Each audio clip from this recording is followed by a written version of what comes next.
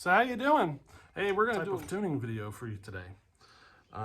So I'm running the P70, the Partner P70 that's been ported. I think I got my air leak sorted out. So today we're going to be working at getting her tuned up. See if you can predict what I'm doing or analyze the video footage and kind of figure out what I'm doing, because I'm going both ways. I'm going richer, I'm going leaner. I'm playing with it. I'm looking for the sweet spot.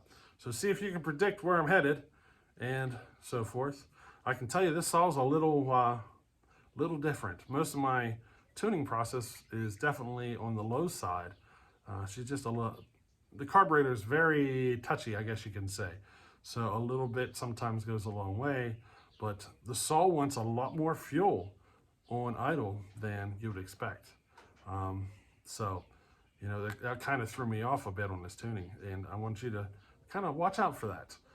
You'll see how the saw threw me off a little bit on the tuning on the low speed circuit, but eventually I did get it sorted out.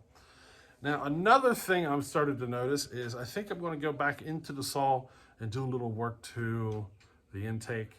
Whenever I ported this saw, I really didn't make any kind of timing adjustments to the intake. I allowed the whatever combustion chamber work and stuff that happened, you know, take care of that. But I think it needs more intake timing. So you tell me what you think on that side of it. She feels a little sluggish. See, the part of the tuning that was throwing me off is I was trying to get the throttle response snappier. And what happened by doing that is I ended up running it lean. So in order to take it to where it wanted to be, and richened it up to where it wanted to be, then she got really sluggish. And I think it's just because my intake timing is a little sluggish. So I think we're going to go back into the saw here sometime in the future. Probably not anytime soon, but probably in the next couple of months, we'll tear this saw down and make a few tweaks to the intake timing. But she runs great otherwise. So see if you can watch this footage and predict what I'm doing. And I hope you enjoy this little video. Alrighty.